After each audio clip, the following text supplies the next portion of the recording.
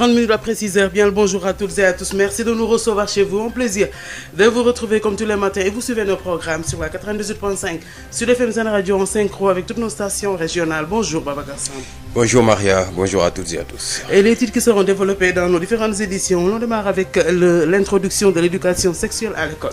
Débat sur l'introduction d'un module sur l'éducation sexuelle à l'école. Le Rassemblement islamique du Sénégal alerte et dénonce l'acharnement des lobbies. Le G7 dit non à ce projet. La tutelle clôt le débat. Aucune réforme dans les curricula du système éducatif n'est envisagée. La mise au point du ministre de l'Éducation nationale à suivre dans cette édition d'information contre la spoliation des terres de Ziguinchor et de Sédhiou. Le mouvement Vision citoyenne en ordre de bataille. Les membres ont déposé ce mardi une lettre de notification à la gouvernance de Sédhiou pour exiger plus d'explications et de transparence. Modernisation de la riziculture dans la commune de Niamone. Des populations expriment leur satisfaction. Toutefois, le maire de la localité invite l'État à multiplier la dotation matérielle pour accroître les rendements sur l'international au Soudan. Indignation après une bavure des forces de soutien rapide. Et vous suivrez également la rétrospective de l'année 2020. Merci à vous Babacar Sam. Et nous sommes le mercredi 30 décembre 2020.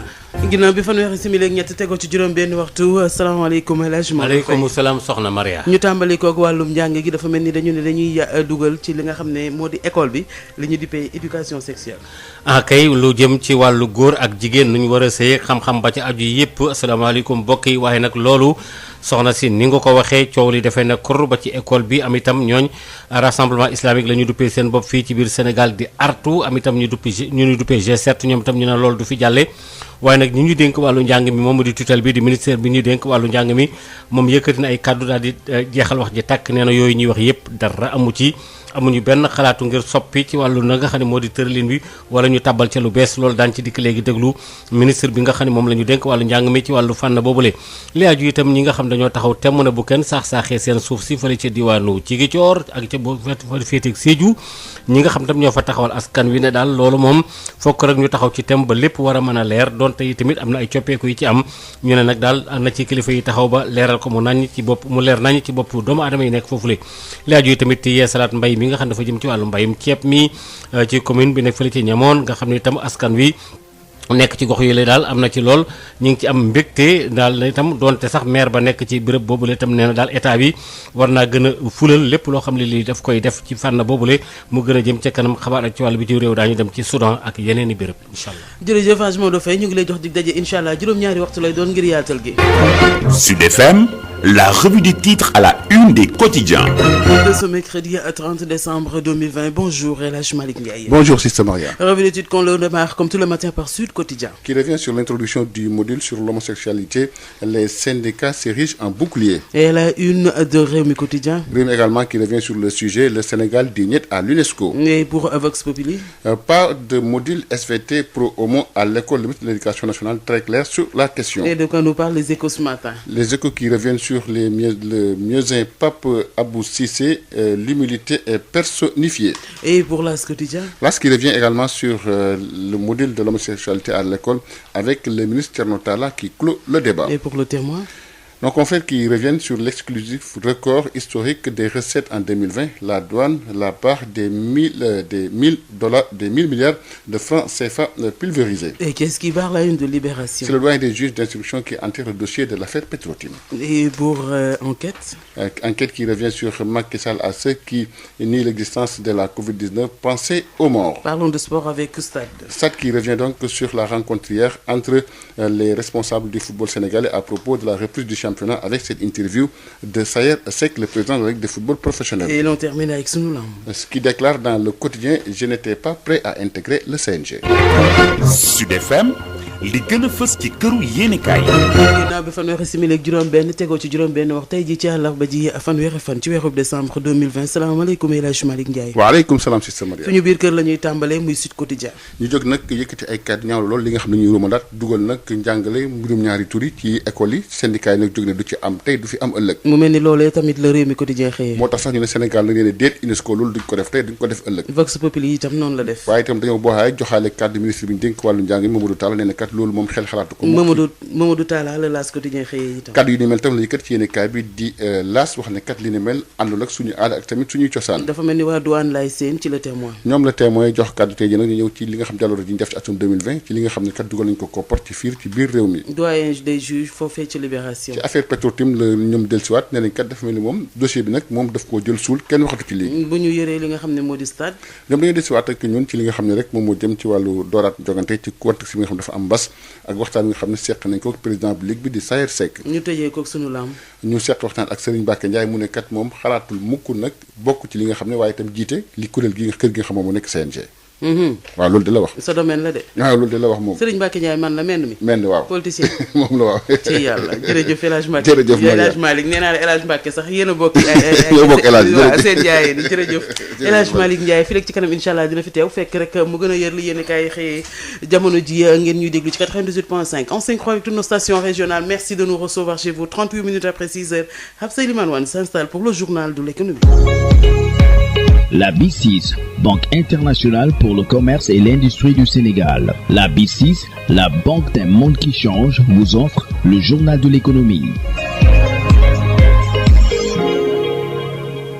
Bonjour. S'il y a un secteur qui a été fortement impacté par le Covid-19, c'est bien le secteur du tourisme et de l'hôtellerie. Le secrétaire général exécutif de la Fédération des organisations patronales de l'industrie touristique du Sénégal, Moustapha Kane, revient sur ces moments difficiles vécus par les hôteliers en 2020. En termes d'impact, je pense qu'aujourd'hui, on peut même dire que nous avons eu une saison quasiment nulle parce que le Covid est intervenu pour la plupart des marchés au mois de janvier, pour certains au mois de février. Mais chez nous, donc, c'est arrivé au mois de mars, donc les premiers cas. Mais les premiers cas se sont manifestés en Chine dès le mois de décembre 2019. C'est pour vous dire que déjà, il y a eu une attitude de certains voyageurs qui ont commencé également à renoncer à leur voyage.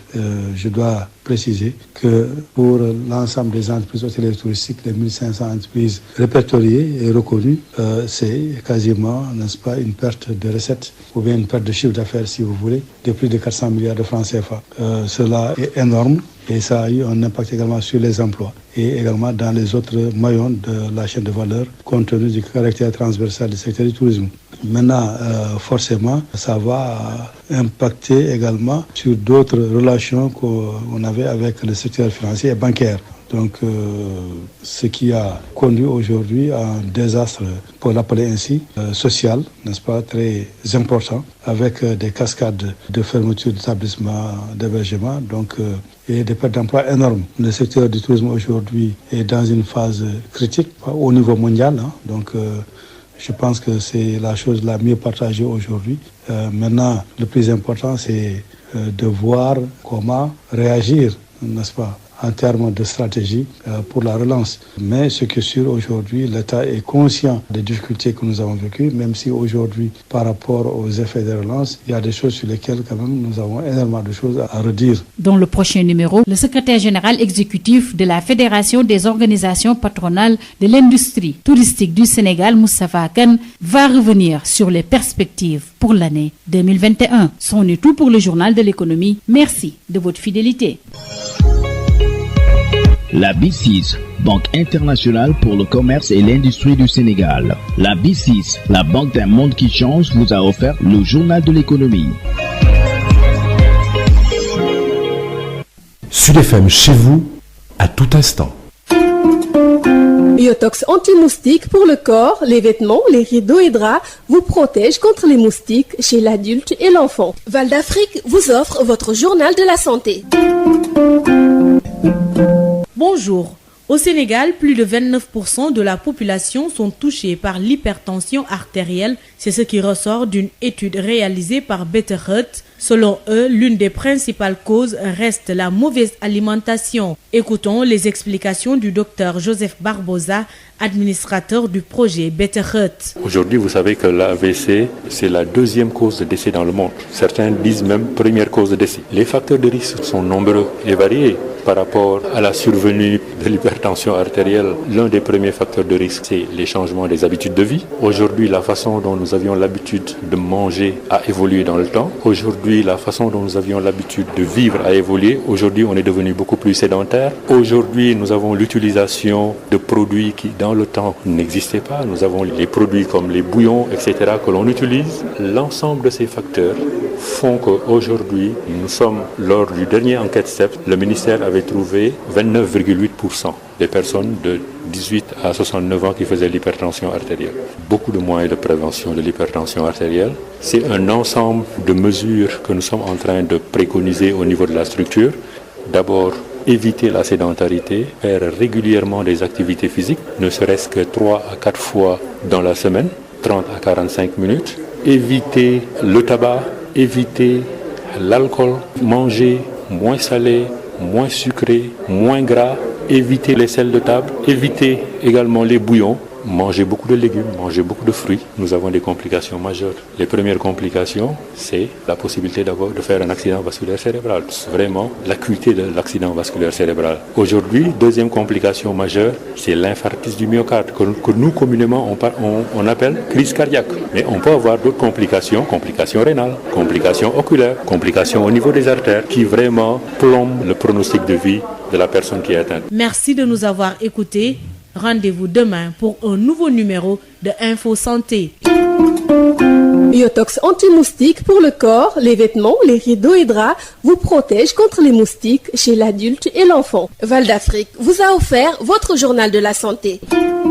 Présenté ce matin par Josette Kali, 43 minutes après 6 heures. Si vous venez de nous prendre en cours, vous êtes dans Sud Matin et vous suivez nos programmes sur la 98.5 Sud FM Sen Radio à Dakar en 5.3 avec toutes nos stations régionales. Vous nous suivez aussi sur www.sudfmsenradio.com ainsi que sur toutes nos plateformes digitales. 45 minutes après 6 heures, première édition de ce bloc d'information. Babacar Sam, bonjour. Rebonjour Maria, rebonjour à toutes et à tous. Et dans les titres, on parle de l'introduction de l'éducation sexuelle à l'école. Le débat se poursuit. Le débat sur l'introduction de modules sur l'éducation sexuelle à l'école, le Rassemblement islamique du Sénégal alerte et dénonce l'acharnement des lobbies. Le G7 dit non à ce projet. La tutelle clôt le débat. Aucune réforme dans les curricula du système éducatif n'est envisagée. La mise au point du ministre de l'Éducation nationale à suivre dans cette édition d'information contre la spoliation des terres de Ziguinchor et de Sédhiou. Le mouvement Vision citoyenne en ordre de bataille, les membres ont déposé ce mardi une lettre de notification à la gouvernance de Sédhiou pour exiger plus d'explications et de transparence. Modernisation de la riziculture dans la commune de Niamone. Des populations expriment leur satisfaction. Toutefois, le maire de la localité invite l'État à multiplier la dotation matérielle pour accroître le rendement. Sur l'international Maria au Soudan, indignation après une bavure des forces de soutien rapide. Et le développement de tous ces titres, c'est juste après ceci. Sud Matin. Babacar Samb qui vous dit bonjour, bienvenue et merci d'écouter sur FM Sen Radio pour vous informer l'actualité que nous débutons avec l'introduction du module sur l'éducation sexuelle à l'école. Le Rassemblement islamique du Sénégal alerte l'opinion nationale. L'organisation, dans une déclaration, dénonce également l'acharnement des lobbies et des bailleurs de fonds qui cherchent à légitimer, selon l'organisation, l'homosexualité en passant par le concept genre à l'école. Le débat qui se poursuit et puis à Rufisque, les parents et syndicats s'opposent farouchement. Hors de question que l'on impose aux enfants des valeurs à l'encontre des us et coutumes. Le G7 entend se lever comme un seul homme pour dénoncer et dire non à ce projet. Une rencontre est d'ailleurs prévue incessamment pour sensibiliser les porteurs de voix et hommes religieux sur la question, nous dit Denisia Sambou. Secrétaire général du syndicat des enseignants libres du Sénégal, CELS authentique, Abdou Fati fait partie des enseignants qui opposent un niet catégorique à l'introduction de certaines notions relatives au sexe dans les curricula. On a constaté qu'il y avait une volonté manifeste de l'UNESCO d'enrober dans le concept genre certaines pratiques sexuelles, d'enrober dans le pratique genre certains comportements sexuels, ce qui est en porte-à-faux avec nos coutumes, en porte-à-faux avec nos us, en porte-à-faux avec nos religions. Une rencontre sous l'égide de l'UNESCO qui s'est tenue à Saly les 21, 22 et 23 décembre. Aujourd'hui, le débat anime télévision, radio, journaux et réseaux sociaux. Khalifa Sarr, parent d'élèves, estime qu'il est hors de question de cautionner de telles pratiques venant d'ailleurs. Les Européens cherchent toujours à passer par l'école pour donc essayer d'introduire donc des pratiques qui ne sont pas en relation avec en tout cas notre idéologie. Par conséquent, donc, il va falloir vraiment rejeter tout cela. Ça va à l'encontre de nos croyances. Je pense que c'est à rejeter sur toute la ligne. Parents d'élèves également, Aïta Ndiaye invite l'État du Sénégal à édifier le peuple sur cette affaire. Nous sommes très inquiets. Nous demandons au ministère de l'Éducation nationale, à l'État du Sénégal, de nous éclairer sur cette tentative de faire entrer ces programmes-là dans l'éducation de nos enfants. Car il s'agit de nos enfants. S'ils veulent inculquer à nos enfants des choses qui vont à l'encontre de nos us et coutumes, qui vont à l'encontre de notre religion, c'est nous, au-delà des syndicats d'enseignants, qui nous allons nous insurger contre, vraiment pour dire non à la déperdition de notre jeunesse. En tout état de cause, les enseignants comptent mener le combat jusqu'au bout. Le G7 entend se réunir incessamment pour dérouler un plan d'action. Il est vrai, il y a 2 ans, le ministre Mbaye Thiam s'est opposé farouchement à ça. Ils sont revenus à la charge sous d'autres concepts, mais on a été vigilants. C'est pourquoi aucune organisation syndicale ne l'a validé et on s'est dit qu'on va les dénoncer publiquement. Et effectivement, le G7 va se réunir, je pense, demain pour pouvoir dégager une feuille de route pour sensibiliser le monde religieux, sensibiliser les porteurs de voix, sensibiliser le peuple sénégalais parce que la famille est en danger au Sénégal. Rufisque Denisia Sambo pour Sud FM. Denisia Sambou, le ministre de l'Éducation nationale, réagit et se veut catégorique qu'une réforme dans les curricula du système éducatif n'est envisagée en matière de santé et de la reproduction. Selon Mamadou Talla, les programmes en SVT et économie sociale restent en vigueur. Il est avec Babacar Ndao. Alors moi je voudrais le dire d'une manière claire et nette pour que vraiment que tout le monde comprenne que aujourd'hui au niveau du ministère de l'Éducation nationale il n'y a pas de changement de curricula, pas de module, pas de réforme envisagée ni aujourd'hui ni demain, ça soit clair. Ce projet qui existait depuis 2018, qui se termine en 2021, un atelier a été tenu où ils sont en train d'évaluer. Nous on s'en tient à ce qu'on fait au niveau de SVT, au niveau de l'économie familiale et sociale, au niveau de la DSMS qui est aussi une division qui s'occupe du contrôle médical. Voilà cet accompagnement qu'on est en train de faire dans la santé de la reproduction. Le Sénégal a ses réalités, nous avons nos croyances religieuses, culturelles, cultuelles, on s'en tient à ce qui existe, notre système est bon, il n'a pas besoin donc d'aller dans ces directions. D'ailleurs, il n'a jamais été envisagé d'aller dans ces directions. Tous ceux qui étaient là-bas le savent, et on ne réforme pas comme ça des curricula. C'est peut-être ceux qui sont loin de l'école qui pensent à ça, mais il n'est pas du tout envisagé de revoir nos programmes. Il n'y a rien de nouveau, pas de module nouveau, pas de formation nouvelle, pas de révision de programme.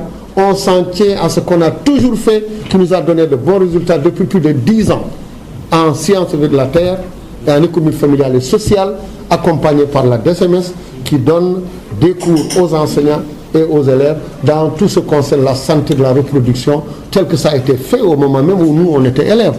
Donc il n'y a pas à changer, il n'y a rien qui change. Je ne sais pas pourquoi ils veulent aller dans toutes ces directions. Ce n'est pas en tout cas l'orientation qui est donnée. Ce n'est pas dans nos projets, ni aujourd'hui, ni demain. Il n'y a aucune modification dans la santé de la reproduction. Ce qui existait avant, c'est ça qui existe. À l'instant, le ministre de l'Éducation nationale qui clôt le débat sur l'introduction de modules en éducation sexuelle à l'école. Le ministre Mamadou Talla a présidé hier mardi la cérémonie de remise d'attestation à 48 enseignants formés en conducteurs de travaux de construction scolaire avant de visiter l'INEFJA où il réaffirme les instructions du chef de l'État de réhabiliter cet institut de formation des jeunes aveugles du Sénégal. Le mouvement Vision Citoyenne, membre de la plateforme Multilutte Doyna, section Casamance, engage la lutte pacifique contre la spoliation des terres dans les collectivités territoriales de Ziguinchor et de Sédhiou. Ce mardi, ces membres ont déposé une lettre de notification à la gouvernance de Sédhiou pour exiger plus d'explications et de transparence. Les cas de Medina Wandifa ou de Olumpan et de Niagis ont été cités, en particulier Simon-Pierre Diédiou.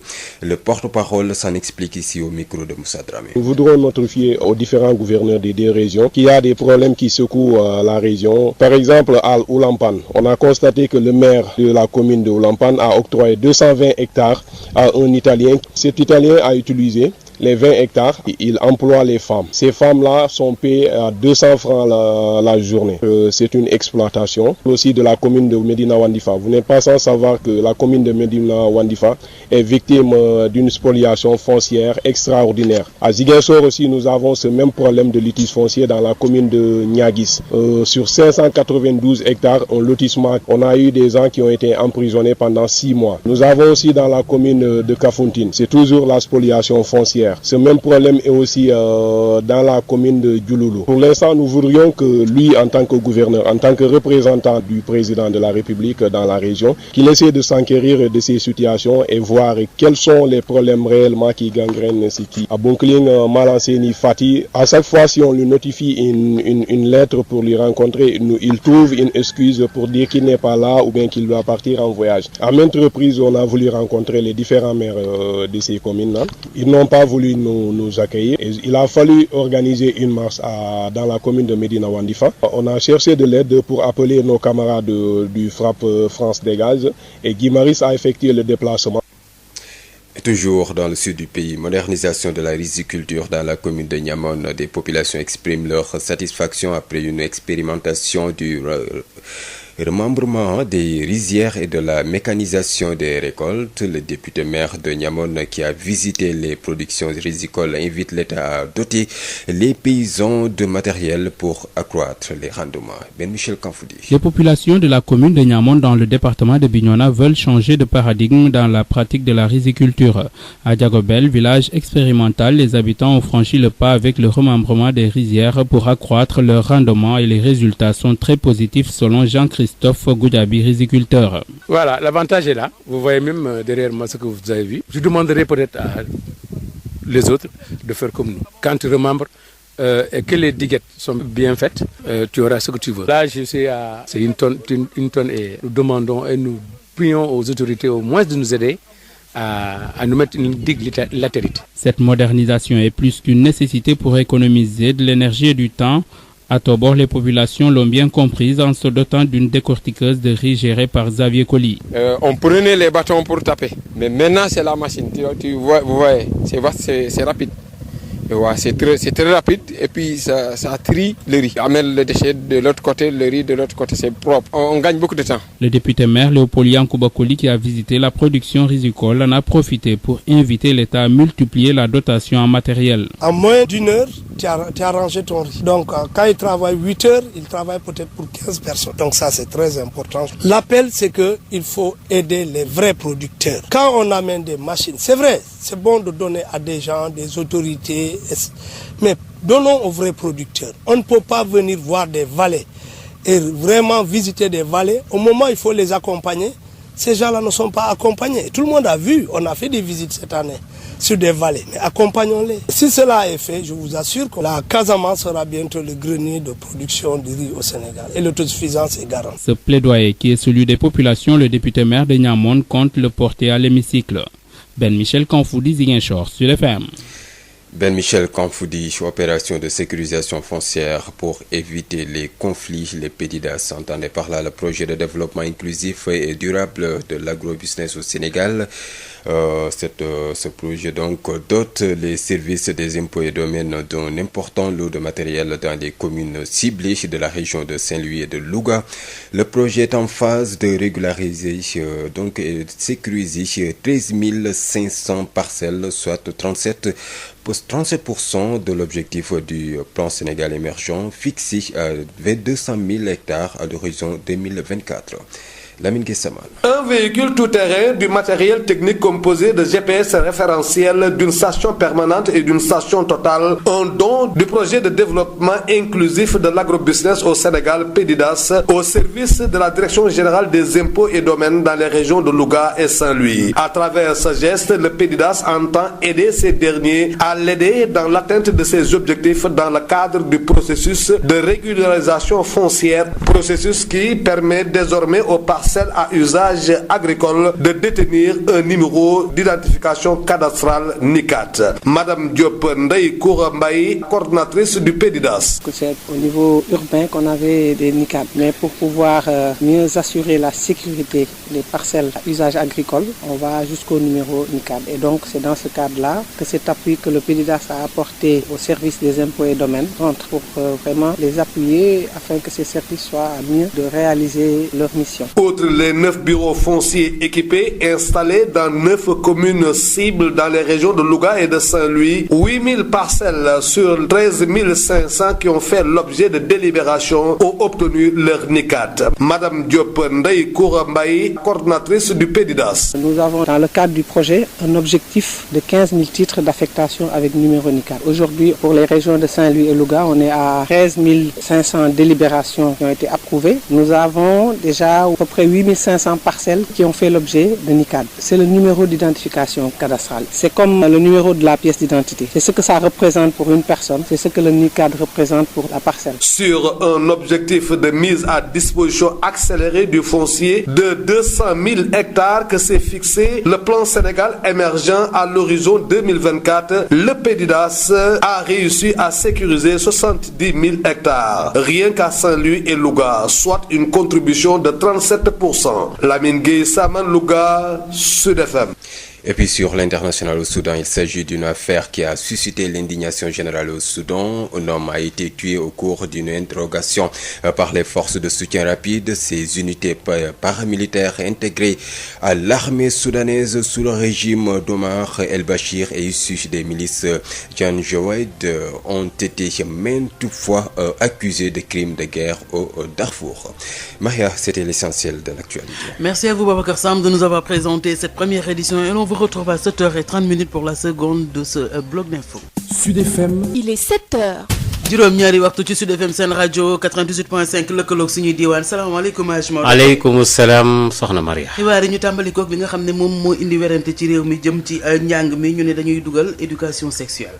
kay loolu la moo di njàngale moo xam ne mi dañu waxoon ne am na boog lu ñu waxoon ne daal koy tabbal ci biir te mooy jëm ci wàllu góor ak jigéen ak seen sëy ak jàngal gone yi fànn bu mu ca mën a doon bu ne coow li na kurub ay werante am ci ñu nu dénk wàllu fànn boobu njàng mi ci biir Sénégal ne daal kët mbir moom mënta am tey mënta am ëllëg tey it xalaatuñu ne sax itam loolee bokk na ci tëralin yi maanaam ci programme bi daañu ci dikk léegi ci biir xabaar yi daañu ci toftal incha allah yeneen i xabaar. ay ca bu ñu taaxee loo mu daal di yaatal.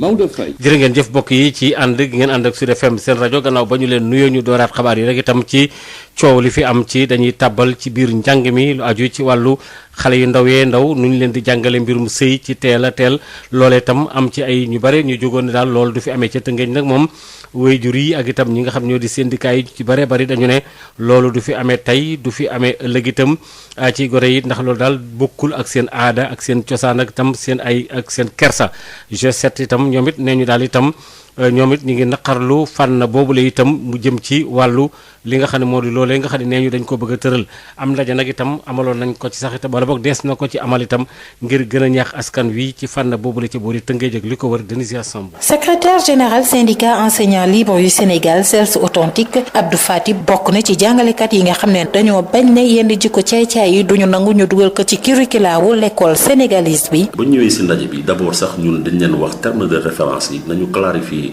concept yi ba ñu ko clarifier concept yi ñu xam ne nii affaire jikko caay-caay parce que jàng na ni ñoom la ñu bëgg a sërëxal si enseignement apprentissage si curriculum yi. moo tax waa G7 yëpp comme un seul homme ñoom ñëpp jóg taxaw ne lii du fi jaar lii ànduñu si duñu si ànd te dañ leen yoole dañ leen wilipande àndul ak aada yi fi am àndul ak suñu gëm-gëm àndul ak si lu ñu gëm àndul ak suñu culture. di ndaje boo xam ne UNESCO ank jiite woon ñu ko doon amal nag ñaar fukki fan ak benn jàpp ñaar fukki fan ak ñett ci weeru décembre ca Saly jamono ji coowal gu ni mel nag ñu ngi koy waxtaanee ci télé yi rajo yi journaux yi ak it réseaux sociaux yi Khalifa Sarr parent d'élève jàpp ne du ñëw mës a nangu yenn doxalin yoo xam ne day bàyyi ko bitim réew ñu koy amal fii ci suñu réew. ndax gis nañ ne Sénégal dëkku diine la te dafa am loo xam ne moom la fi suñu maam yi bàyyi woon donc ñun loolu dañ ko war a continuer di ko sauvegarder boo gisee souvent yenn dëkk yi di ragal njàngum nasaraan bi yu mel nii lañ ciy ragal donc boo xoolee zone Diourbel bi ak yeneen zone ci Sénégal toujours yu mel ni pratique yu mel ni moo tax ñuy xaw a rejeter l'école française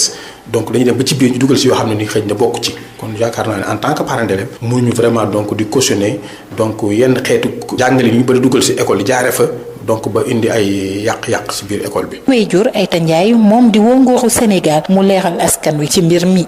ñun de tiit rek lañ def tiit rek bi coow li jógee ba léegi daal fu nekk ñu ngi fay laajte di gëstu di xool coow li nu mu demee ndax tudd nañu mbirum jàngale éducation sexuelle ci école yi tudd nañu mbirum góor jigéen ak jigéen boo xam ne bu ko neexee ànd ak jigéen tudd nañu ci lu nekk loo xam ne doy na waar daal ñu ngi ñaan ministre de l'éducation mu gindi ñu ci lii kon nag ñoom nañ ci taxaw wax ñu lu leer nañ.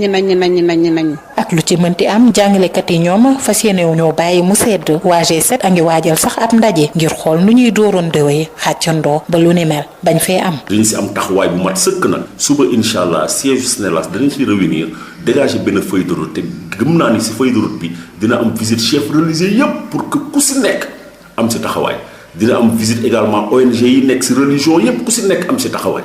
su ko jaree tamit ñu woo peuple sénégalais bi yëpp ñu génn ñun dañu bàyyi suñu waar ñu woo peuple sénégalais bi yëpp ñu génn taxaw jàmmaarloo. Rufisque Denisia Sombo pour Sud FM. ministre bi ñu dénk wàllu njàng mi Mamadou Talla dafa dàq loolu ne loolu daal dañ koy wax noonu waaye amul wala boog tàbbiwul itam lañ fi doon jàngale rek itam ci wàllu wér-gu-yaram gu jëm ci wàllu sëy ak lañ ci war a xam ak SVT bi moom bi ngi dem ba léegi waaye nag yooyu ñuy wax moom amagul ma ngi ko waxee nag ca Thiès gannaaw ba nga xamee ne sax demoon na ci yenn béréb yi am ay lijaase yu mu fa doon joxe wala ay sargal ñu déglu ko ci micro Babacar Ndaw. mooy depuis démb ñu ngi wax ne si ay UNESCO ak leneen ay réformes bu ñu wax ne que mun na am ñu am si éducation si biir Sénégal li may wax rek mooy lu gàtt la amul benn réforme bu ñu envisagé tey lu dem si wàllu éducation au niveau du ministère de l'éducation nationale surtout si domaine bi ñuy wax ne nag boobu ay éducation sexuelle ou leneen loolu amul maintenant li am mooy que projet amoon na fi benn projet bu fa nekkoon depuis 2018 et en ce moment sama prédécesseur mooy le ministre Serigne Mbaye Thiam nee leen que li ñun on est différent loolu du fi am maintenant li ñu nangu woon def depuis 2018 moom lañu doon def bilan temps yi fale si Mbour projet boobu 2021 bii lay jeex loolu rek moo am mais ñun li ñu def si matière bi ñuy wax ne SVT science vie de la terre matière bi ñu def économie familiale et sociale ak également suñu division bu ñu am moo xam ne moom mooy toppatooy de mooy DSMS ñoom li ñu def rek si éducation mooy si information si wàllu santé de la reproduction foofu la yem amul leneen lu bees amuñu beneen modèle bu bees amul benn changement Sénégal dafa am ay réalité dañu am suñu culture dañu am suñu cosaan dañu am suñu religion donc ñun ñooy définir lan la ñu war a def comme éducation si suñu réew donc vraiment débat amu fi warul am débat comme dégg naa ko nag démb ñëw naa fii si Thiès ma wax si pour que parents yi xam sëriñ yi xam élèves yi enseignants ñu xam ni ñu doon defee matière yooyu ba léegi noonu lañ koy defee tey noonu lañ koy defee suba amul benn changement bu am amul beneen modèle bu bees bu am loolu rek laa amul li may wax si question boobu jërëjëf.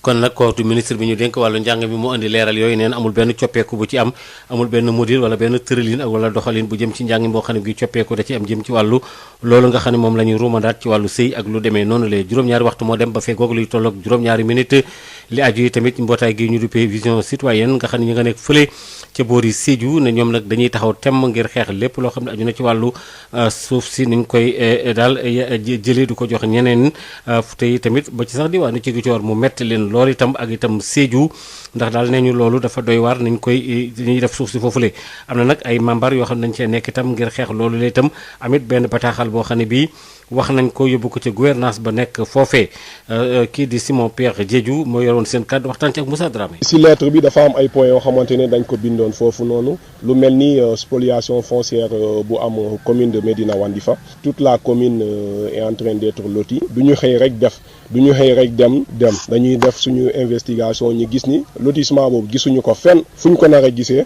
gisuñu ko foofu noonu soo xoolee commune de Kafountine tamit benn problème bi moo fa am mooy problème lotissement bi ñaa gis tamit ñoom tamit dañoo am victime lotissement bi yëfu spoliation foncière la moo tax ñu notifier lettre yi gouverneur bu Ziguinchor ak Sédhiou tamit ñu xamal leen ni lii moo nekk di xew si dëkk bi léegi ñun en tant que acteur de la société civile lii lañ si jublu woon comme yéen vous disposez de l'appareil étatique di ngeen xool nan ngeen di defee seen investigation bekki suñu wooyee dinañu ñëw ñu gën a waxtaan ñu gën a yaatal si mbir mi. Oulampan lan moo ñu fi gën a sonal mooy maire bi 220 hectares la jox benn italien mu clôturer 20 hectares muy jël ay femmes ay jigéen yoo xamante ni si dëkk bi la ñuy yeew mu leen di fay 200 francs par jour dafa doy waar. maire yi actuellement ku xamal leen ni ñun ñoo leen bëgg a rencontrer mais ba léegi il trouve des excuses maanaam seeni faat yi moom mii sax ñun jógee nañu tamit Ziguinchor ñëw ba Medina Wandifa mu ne ñu moom il ne peut pas nous rencontrer on est qui pour qu'il nous rencontre bu ñu organiser marche bi ba pare jusqu'à ce que ñu woo suñu beneen camarade bu FRAPP France Dégage Guy Marius bu mu fu ñëwee.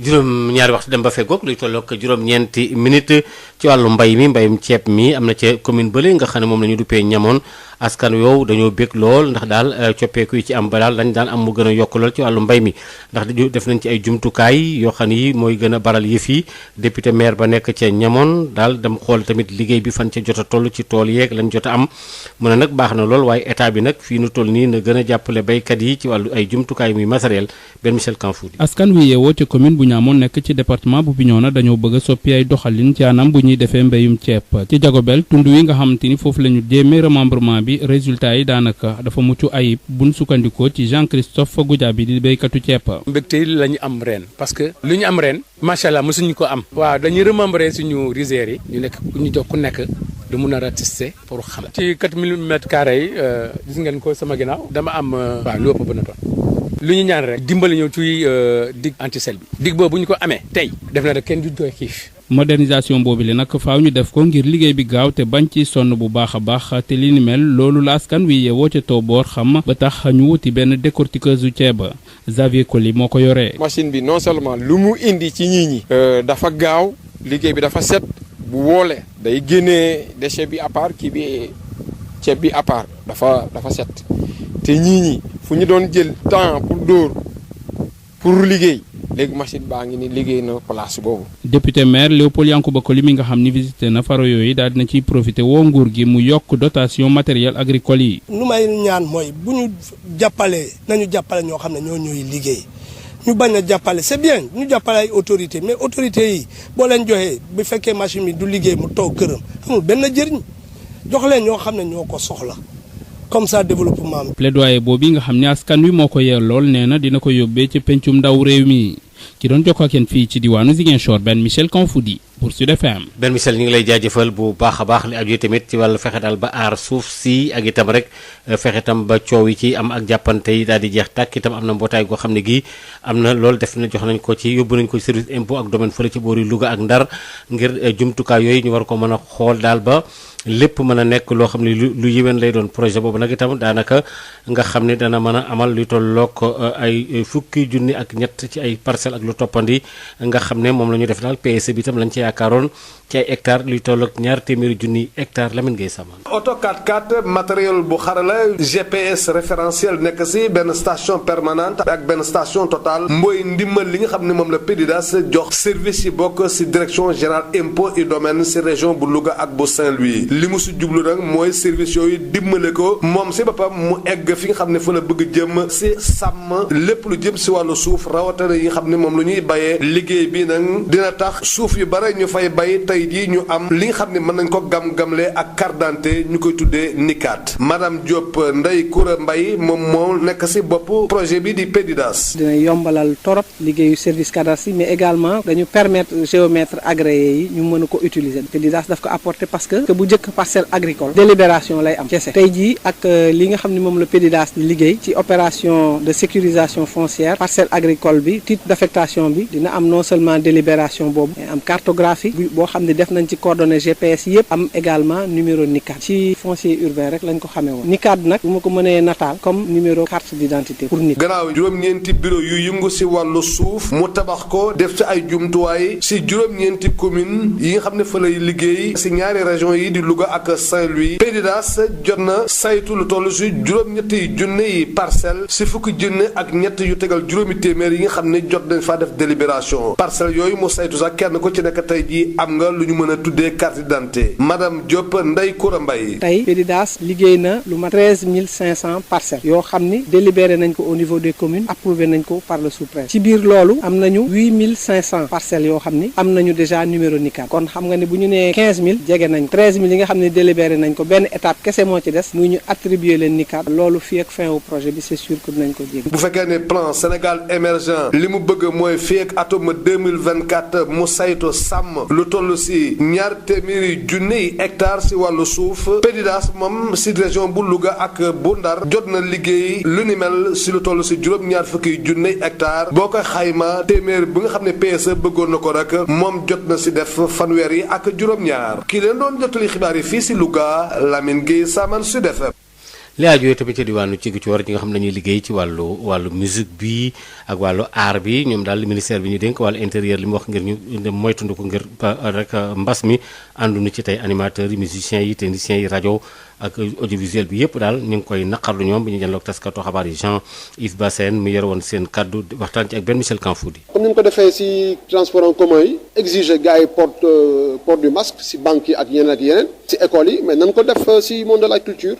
ku méngool ak yoon nag nii yoon dal sa kaw donc ñun dañu bëgg liggéey vraiment nan nu may ñi liggéey fii Ziguinchor d'autant plus que amul ay cas donc nan nu bàyyi ñi liggéey vraiment fan yi des mooy le 30 le 31 ak le 1er janvier parce que si loolu la ñu yaakaar vraiment pour dundal suñuy famille fay suñuy bor dundal suñuy njaboot donc vraiment loolu la ñuy ñaan gouverneur ak préfet bu Ziguinchor gannaaw aussi buñ ko ñaanee ministre de l'intérieur ak président Macky Sall. waaw suñu bàyyiwul nag ñun dañu ne dañuy dem à la vitesse supérieure mooy maanaam fast track bi président Macky Sall di wax ñun tam dañuy fast track mooy maanaam comme que dañuy def conférence de presse pour attirer seen attention dinañ dem rencontre gouverneur ak préfet wax leen ni vraiment nañu jàppale ñun ñu liggéey Ziguinchor Casamance car macha allah vraiment kaa bëriwu fi bu ñu nangul nag ñun dañuy def sit-in voire sax def marche.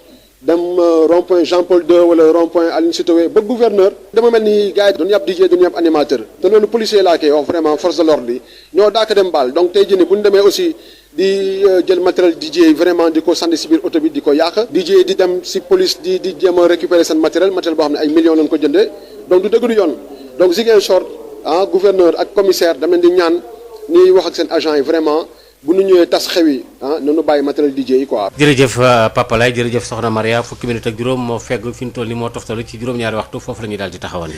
jërëjëf Maodo Faye jaajëfal la bu baax a baax ñi nga xam ne ñu ngi ñuy déglu ca Thiès ñu ngi ñuy déglu ca 102.2.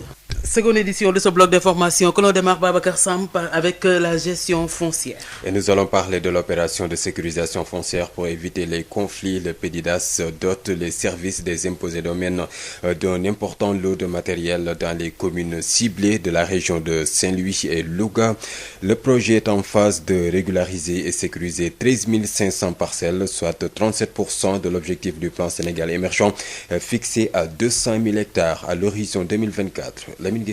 Un véhicule tout-terrain, du matériel technique composé de GPS référentiel, d'une station permanente et d'une station totale, un don du projet de développement inclusif de l'agrobusiness au Sénégal, PDIDAS, au service de la Direction générale des impôts et domaines dans les régions de Louga et Saint-Louis. À travers ce geste, le PDIDAS entend aider ces derniers à l'aider dans l'atteinte de ses objectifs dans le cadre du processus de régularisation foncière, processus qui permet désormais aux parcelles à usage agricole de détenir un numéro d'identification cadastrale NICAD. Madame Diop Ndeye Koura Mbaye, coordinatrice du PDIDAS. C'est au niveau urbain qu'on avait des NICAD, mais pour pouvoir mieux assurer la sécurité des parcelles à usage agricole, on va jusqu'au numéro NICAD. Et donc c'est dans ce cadre-là que cet appui que le PDIDAS a apporté au service des impôts et domaines rentre pour vraiment les appuyer afin que ces services soient à mieux de réaliser leur mission. Outre les 9 bureaux fonciers équipés installés dans 9 communes cibles dans les régions de Louga et de Saint-Louis, 8000 parcelles sur 13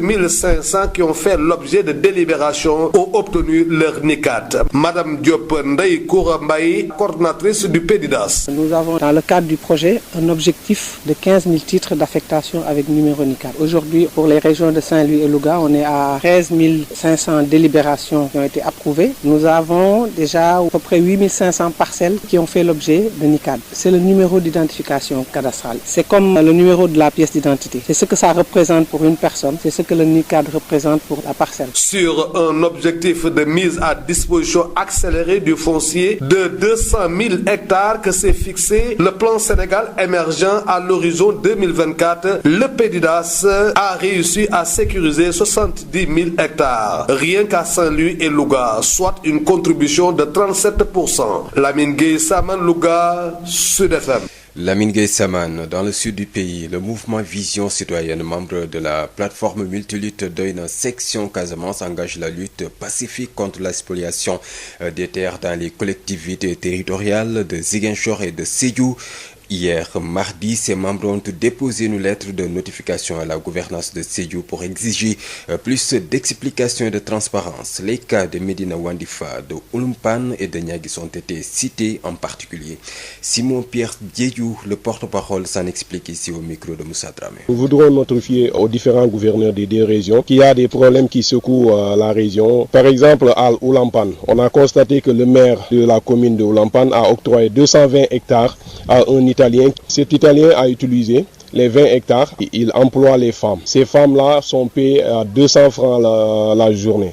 C'est une exploitation. Aussi de la commune de Medina Wandifa. Vous n'êtes pas sans savoir que la commune de Medina Wandifa est victime d'une spoliation foncière extraordinaire. À Ziguinchor aussi, nous avons ce même problème de litige foncier dans la commune de Niaguis.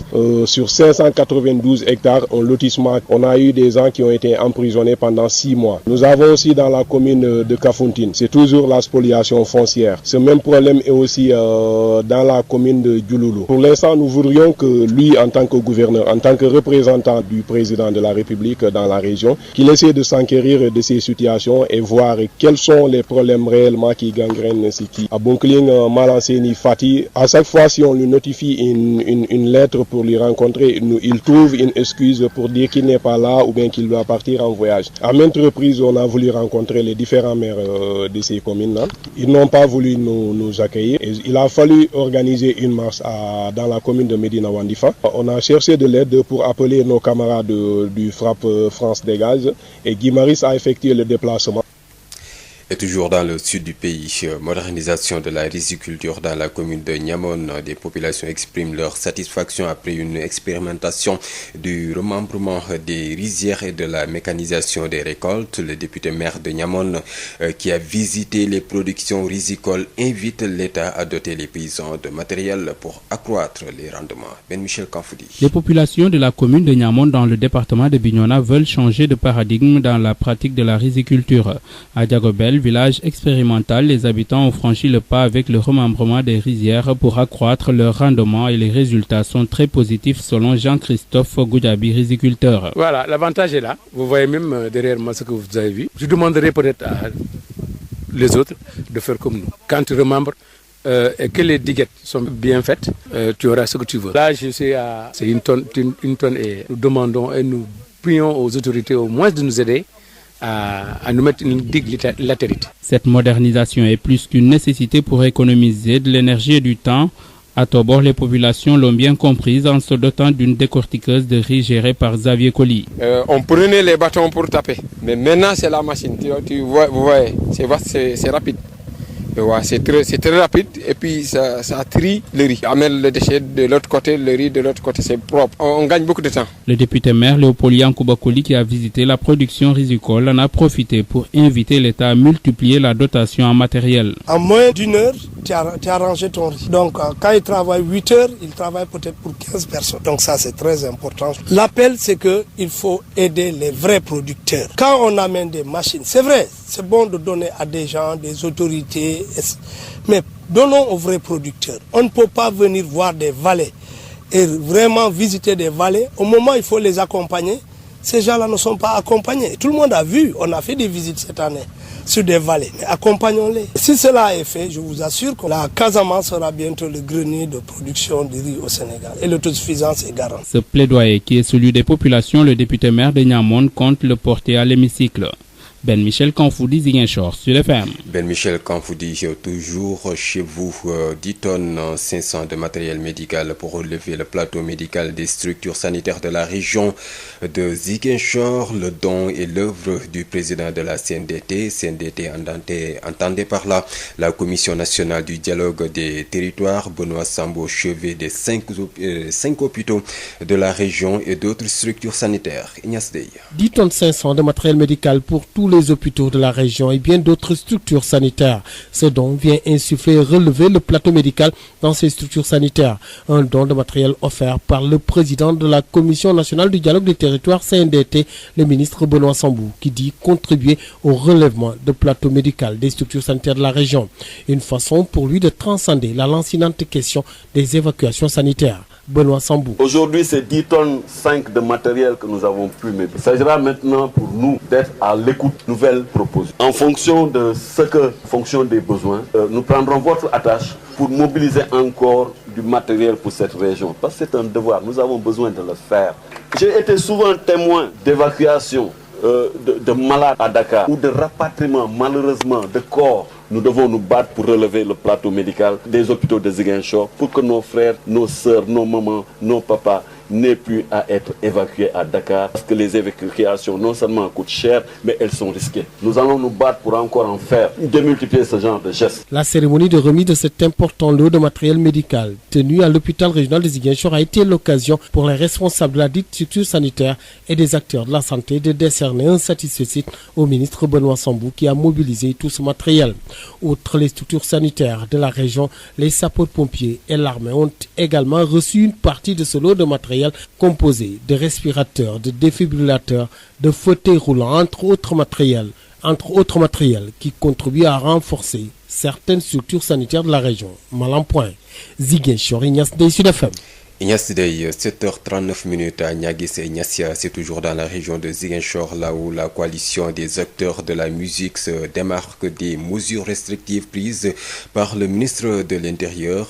Les animateurs, musiciens, techniciens radio et audiovisuels estiment outre les agneaux du sacrifice qu'ils ont fait face à la presse mardi pour inviter l'État à revoir ces mesures. Jean-Yves Bassène, leur porte-parole, est avec Ben Michel Kanfoudi. Nous nous sommes rendus compte que par rapport à la mesure qui a été prise par le ministre de l'Intérieur, des manifestations ont été dispersées et à chaque fois on s'en prend à l'animateur. C'est-à-dire qu'on prend son matériel, qu'on jette dans la voiture, avec des dégâts qui sont constatés. Donc on s'est rendu compte qu'il y a un acharnement envers les animateurs disc-jockeys.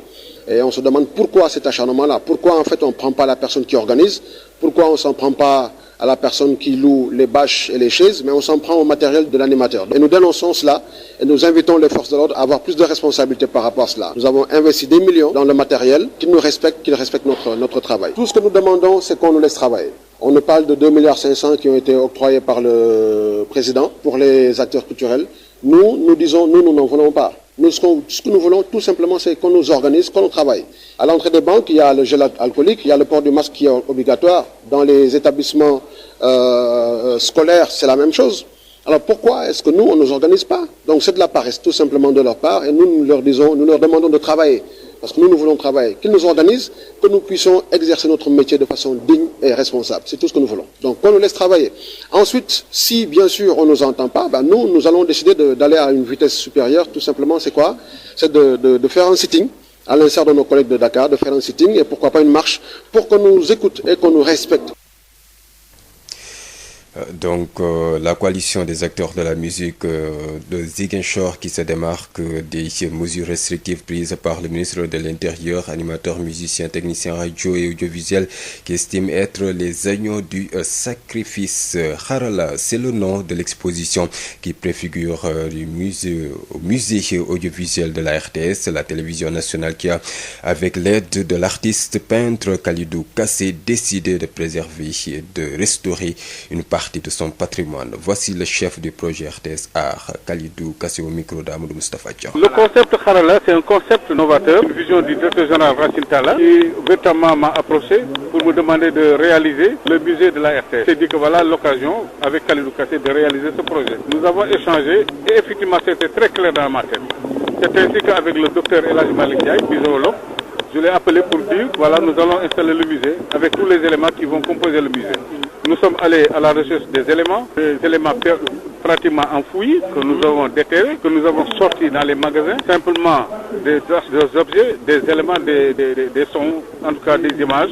Et tout cela a été compilé pour constituer ce musée que vous voyez ici. Et c'était la documentation qu'il fallait mettre dans ce musée pour rappeler que ces objets devraient avoir une seconde vie. Parce que c'est des objets qui étaient tenus par des personnalités dans le domaine de l'audiovisuel, qui ont travaillé avec ces caméras, travaillé avec ces micros, ces nagra, parce que là, que nous sommes en tant qu'artistes plastiques, nous avons entendu encore la pédagogie de l'audiovisuel, parce que c'est pas dans notre domaine, mais nous avons compris qu'il y avait tout cela qui existait, et c'est quelque chose de fabuleux, franchement. Et ensuite, maintenant, c'est des visages, c'est des personnalités aujourd'hui qui sont passées par là, qui ont tout donné au Sénégal. Il fallait leur rendre hommage à travers cette présentation, cette exposition de ce musée embryonnaire. Et tout cela, c'est la vision du président Racine Talla qui nous a demandé de le faire. Et ce que nous avons fait aujourd'hui, nous avons senti plein d'émotions. Des gens se sont retrouvés, de ces personnalités aujourd'hui qui sont partis à la retraite, qui sont revenus regarder leur appareil avec les appareils. Ils ont travaillé pendant une 50aine d'années. Et l'autre expliquait, vous sentiez même que vraiment, ils étaient même en transe en parlant de ces appareils-là. Et nous savions qu'il y aurait certainement d'émotions, mais pas à ce niveau. Mais franchement, on sentait qu'ils étaient allés en profondeur et c'est quelque chose de magnifique. Les cordonniers de la Médina dans le désarroi, ils n'ont pas reçu de financement promis par les autorités dans la perspective de soutenir les impactés de la Covid-19. Ces travailleurs veulent également la limitation des importations afin de leur faciliter le travail. 7 mois sans travail. Ils interpellent le nouveau ministre de l'Artisanat et sollicitent une audience auprès du chef de l'État. Écoutons Omar Fam, coordonnateur des cordonniers à la Médina, au micro de Aïssatou Gueiba. Des milliers d'artisans sont fatigués actuellement. On veut que l'État donne des efforts, des éclaircissements sur les financements qu'ils ont promis aux artisans. Vous avez promis des financements? Nous avons promis des fonds force Covid. Donc depuis que cette maladie est dans ce pays, on est resté sans travail. Donc nous voulons que ce travail accélère. Donc on attend les financements pour qu'on continue notre travail. Toutes les frontières sont fermées. Les étrangers ne peuvent plus venir. Donc ce qui reste à faire, c'est d'attendre l'État son effort pour qu'on puisse continuer. On a perdu des millions dans ce secteur parce que durant 7 mois sans travail, vraiment c'est tellement dur. On souffre tellement que l'État doit nous satisfaire pour qu'on sorte dans cette crise. Vous voulez que l'État vous aide dans la limitation côté importation Côté importation surtout. On veut que l'importation soit limitée parce que l'État doit avoir les moyens de les limiter. Nous, on travaille des chaussures. Donc d'importer des chaussures pour encombrer le marché ne se plaît pas. Il faut que l'État... Vous voulez vendre vos chaussures locales? Non, on veut vendre nos chaussures locales. Pour pousser les Sénégalais de consommer local, il faut arrêter l'imitation des chaussures importées. Toute personne malade n'est jamais prise en charge médicale. Nous profitons de cette occasion pour demander une audience solennelle auprès de son Excellence, le Président de la République, pour mieux exposer les maux dont souffre ce métier. Un métier si noble, cunisé, si cher. Si le nouveau ministre voulait rester à la mémoire des artisans, il n'a qu'à satisfaire toutes nos doléances. Grogne des populations de Diogo et de Darou Khoudoss, c'est dans le département de Tivaouane. Elle dénonce la mauvaise qualité de l'eau. Le chef de l'État Macky Sall interpellé. Babacar Sow. Mauvaise qualité de l'eau à Diogo, un village de Darou Khoudoss dans le département de Tivaouane. La marche des populations pour la réintégration des travailleurs licenciés de la GCO Grande Côte Operation. Une tribune pour ces populations de Diogo, Kermateg, Andal 1 et 2 et localités environnantes de manifester leur inquiétude. Une eau de couleur rougeâtre leur est servie. Une invite aux populations, surtout aux femmes, de s'engager dans la bataille des populations qui, dans cette situation, pointent du doigt la GCO. Ce combat est le combat de toutes les populations. L'eau distribuée ici n'est pas bonne. Elle est de couleur rougeâtre. Et la GCO ne fait rien pour remédier à la situation. Diogo, Darou Khoudoss, Mboro doivent s'engager dans la bataille. Nous sommes exploités par la GCO. D'où l'appel adressé au chef de l'État Macky Sall par ces populations. Nous ne voulons plus de cette situation.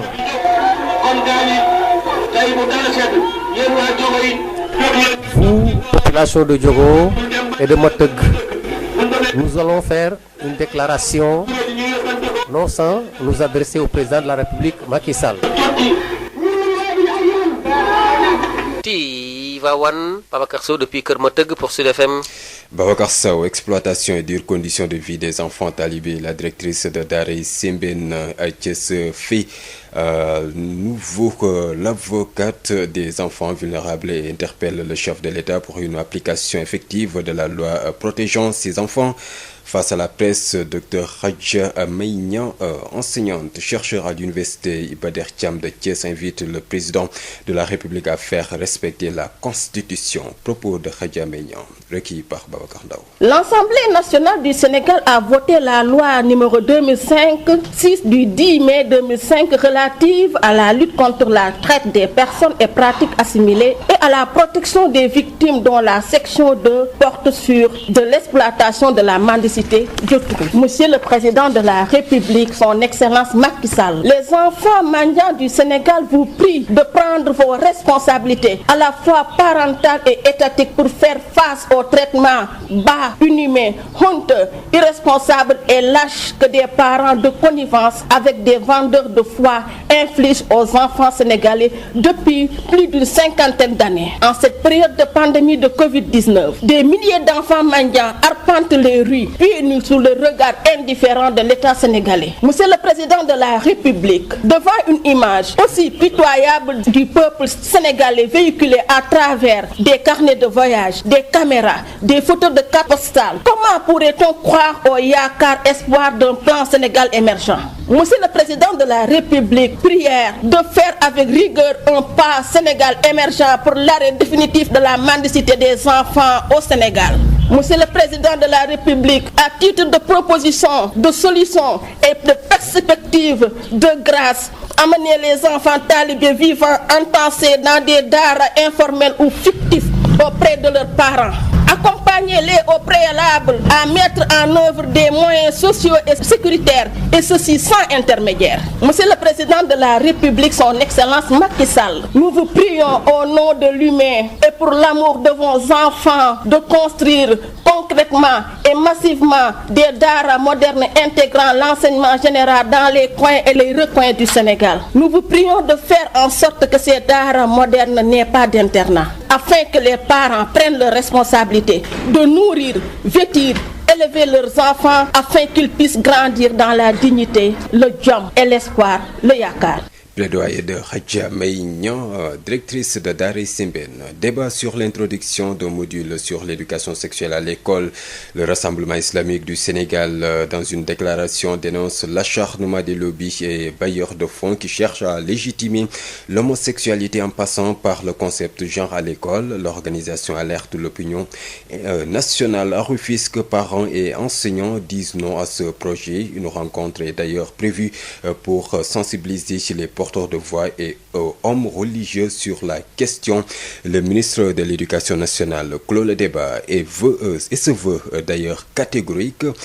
Aucune réforme dans les curricula du système éducatif n'est envisagée en matière de santé de la reproduction. Selon Mamadou Talla, les programmes en SVT et économie sociale restent en vigueur.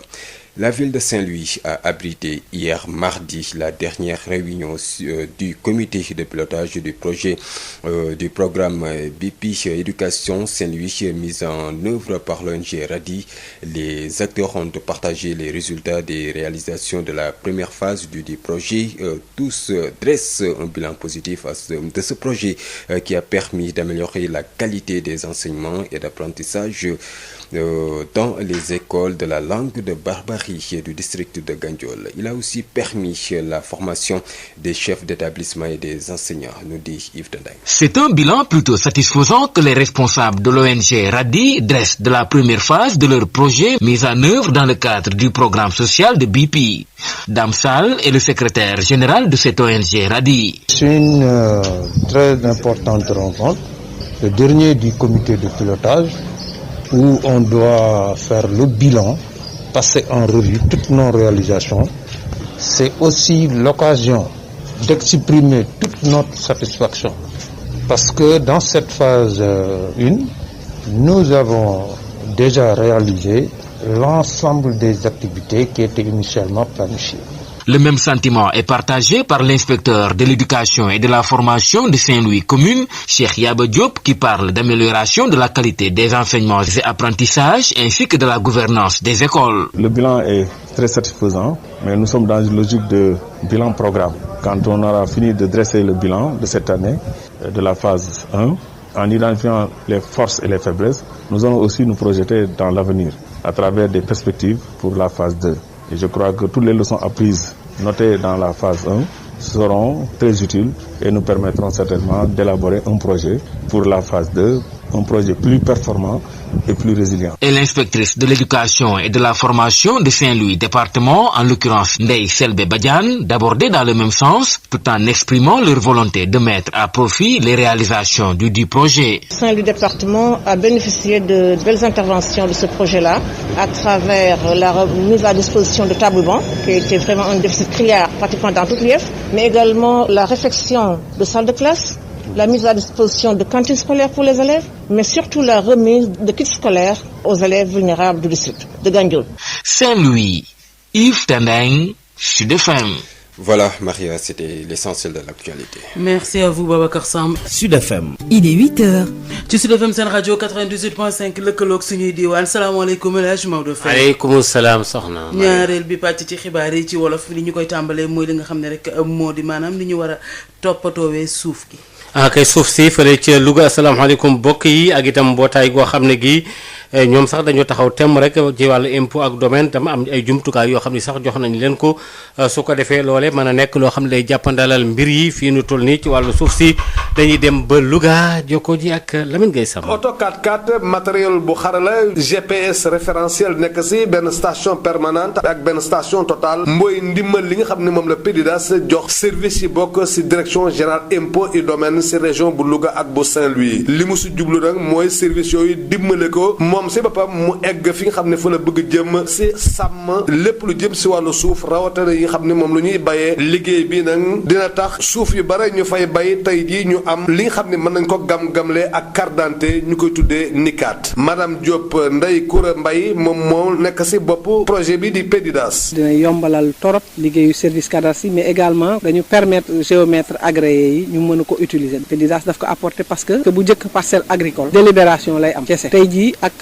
li nga xam ne moom la PDIDAS di liggéey ci opération de sécurisation foncière parcelle agricole bi titre d'affectation bi dina am non seulement délibération boobu mais am cartographie boo xam ne def nañ ci coordonnées GPS yëpp am également numéro NICAT ci foncier urbain rek lañ ko xamee woon NICAT nag bu ma ko mënee nataal comme numéro carte d'identité pour nit. gannaaw juróom-ñeenti bureau yu yëngu si wàllu suuf mu tabax ko def ci ay jumtuwaay si juróom-ñeenti commune yi nga xam ne fa lay liggéey si ñaari région yi di Louga ak Saint-Louis PDIDAS jot na saytu lu toll si juróom-ñetti junne yi parcelle si fukki junne ak ñett yu tegal juróomi téeméer yi nga xam ne jot nañ faa def délibération parcelle yooyu mu saytu sax kenn ko ci nekk tey jii am nga lu ñu mën a tuddee carte d'identité madame Diop Ndeye Koura Mbaye. tey PDIDAS liggéey na lu mat 13500 parcelles yoo xam ni délibéré nañ ko au niveau des communes approuvé nañ ko par le sous-préfet ci biir loolu am nañu 8500 parcelles yoo xam ni am nañu déjà numéro NICAT kon xam nga ne bu ñu nee 15000 jege nañ ko 13000 yi nga xam ne délibéré nañ ko benn étape kese moo ci des muy ñu attribuer leen NICAT loolu fii ak fin au projet bi c'est sûr que dinañ ko jéggi. bu fekkee ne plan Sénégal émergent li mu bëgg mooy fii ak atum 2024 mu saytu sàmm lu toll si ñaar téeméeri junne yi hectares si wàllu suuf PDIDAS moom si région bu Louga ak bu Ndar jot na liggéey lu ni mel si lu toll si juróom-ñaar fukki junne hectares boo koy xayma téeméer bi nga xam ne PSE bëggoon na ko rek moom jot na si def fanweer yi ak juróom-ñaar kii leen doon jottali xibaar yi fii si Louga Lamine Gueye Saman Sud FM. ca Sédhiou bu ñu fa demee am na fa mbootaay goo xam ne gi ñoom itam dañoo taxaw temm rek itam di xeex lu bare bari rek daal ci li nga xamee ne dafa jëm ci seen i mbir ndax daal suuf si foofa tam nañ koy saax-saaxee dëppawul ak daal li nga xam ne moom moo di seen yéene ba tax ba ngay dem ba diwaanu ci Ziguinchor ak Sédhiou ba tax na sax daal ñoom membre yi nga xam ne ñoo nekk ci seen mbootaay googu di benn plateforme boo xam ne bi dañuy xeex lu bare bari ci wàllu fànn boobu ñoom sax wut nañu bataaxal sax de woon dañ koy yóbbu rek daal ci kanamu kilifa yi daal ngir itam ñu war a mën a yëy yàbbi ci wàllu fànn boobule ndax daal leetar boobu nag ci gouvernance ba lañ ko yóbbu ndax daal am nañu leen metti lool war a am nag kaa tamit boo xoolee Madina Mandi Fatam looloo fa am ñu déglu ci Simone Père Diédhiou waxtaan ci ak Moussa Dramé. si lettre bi dafa am ay points yoo xamante ne dañ ko bindoon foofu noonu lu mel ni spoliation foncière bu am commune de Médina Wandifa toute la commune est en train d'être lotie du ñu xëy rek dem dañuy def suñu investigation ñu gis ni lotissement boobu gisuñu ko fenn fu ñu ko nar a gisee gisuñu ko foofu noonu soo xoolee commune de Kafountine tamit benn problème bi moo fa am mooy problème lotissement bi ñaa gis tamit ñoom tamit dañoo am victime lotissement bi yëfu spoliation foncière la moo tax ñu notifier lettres yi gouverneur bu Ziguinchor ak Sédhiou tamit ñu xamal leen ni lii moo nekk di xew si dëkk bi léegi ñun en tant que acteur de la société civile lii lañ si jublu woon comme yéen vous disposez de l'appareil étatique di ngeen xool nan ngeen di defee seen investigation ba kii suñu wooyee dinañu ñëw ñu gën a waxtaan ñu gën a yaatal si mbir mi lan moo ñu fi gën a sonal mooy maire bi 220 hectares la jox benn italien mu clôturer 20 hectares muy jël ay femmes ay jigéen yoo xamante ne si dëkk bi la ñuy yeewu mu leen di fay 200 francs par jour dafa doy waar maire yi actuellement ku xamal leen ni ñun ñoo leen bëgg a rencontrer mais ba léegi il trouve des excuses maanaam seeni faat yi moom mii sax ñun jógee nañu tamit Ziguinchor ñëw ba Médina Wandifa mu nañu moom il ne peut pas nous rencontrer on est qui pour qu'il nous rencontre bu ñu organiser marche bi ba pare jusqu'à ce que ñu woo suñu beneen camarade bu FRAPP France Dégage Guy Marius bu mu fu ñëwee.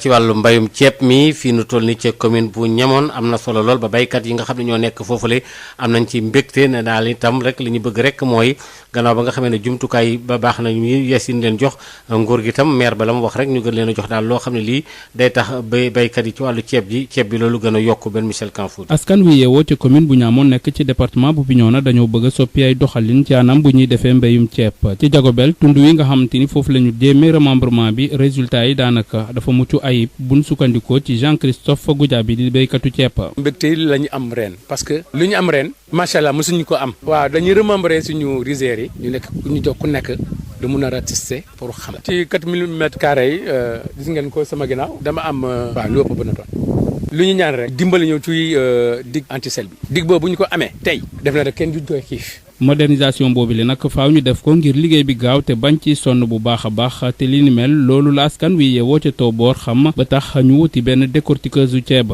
Xavier Coly moo ko yoree. machine bi non seulement lu mu indi ci ñii ñi dafa gaaw liggéey bi dafa set bu woole day génnee déchet bi à part kii bi ceeb bi à part dafa set te ñii ñi fu ñu doon jël temps pour dóor pour liggéey léegi machine baa ngi ni liggéey na place boobu. député maire Léopold Yankuba Coly mi nga xam ni visité na faro yooyu daal dina ciy profité woo nguur gi mu yokk dotation matériel agricole yi. nu may ñaan mooy bu ñu jàppalee nañu jàppale ñoo xam ne ñoo ñooy liggéey ñu bañ a jàppale c'est bien ñu jàppale ay autorité mais autorité yi boo leen joxee bu fekkee machine bi du liggéey mu toog këram amul benn jëriñ jox leen ñoo xam ne ñoo ko soxla.